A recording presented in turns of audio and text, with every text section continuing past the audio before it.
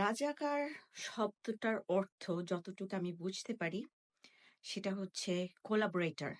এনিমিদের সাথে, আমাদের শত্রুপক্ষের সাথে যখন আমাদের কেউ কোলাবোরেট করে আমাদের হারের জন্য, তাহলে তাকে রাজাকার বলা হয়।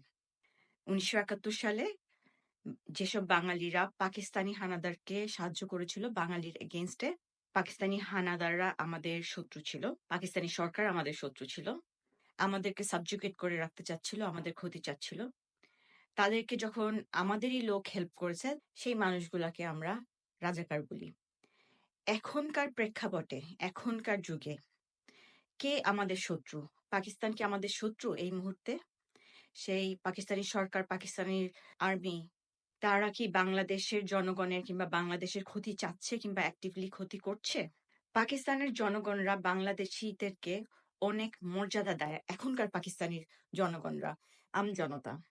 এখনকার যুগে কে আমাদের শত্রু, কে বা কারা আমাদের শত্রু এবং কারা আমাদের ক্ষতি চায়, আমাদের দেশের ক্ষতি চায়, বাংলাদেশের ক্ষতি চায়, বাংলাদেশের মানুষের ক্ষতি চায় এবং অ্যাক্টিভলি বাংলাদেশকে ক্ষতি করছে, বাংলাদেশের মানুষকে ক্ষতি করছে, বাংলাদেশের রিসোর্সেসকে এক্সপ্লয়েট করছে এবং বাংলাদেশের মানুষকে খুব ছোট করে দেখে, তারা কারা?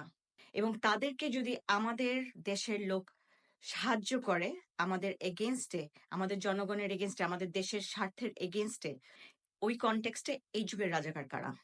এখনকার এই সময়ের শত্রু তো পাকিস্তান না। গত ১০ বছরে যেটা দেখা যাচ্ছে, বাংলাদেশকে এক্সপ্লয়েট করছে ইন্ডিয়া, এবং শুধু ইন্ডিয়ার সরকার না, ইন্ডিয়ার জনগণও বাংলাদেশের মানুষকে তুচ্ছ তাচ্ছিল্যের চোখে দেখে। সেই ইন্ডিয়ার সাথে কোলাবোরেট কে করছে? কারা করছে? তাদের কি হওয়া দরকার?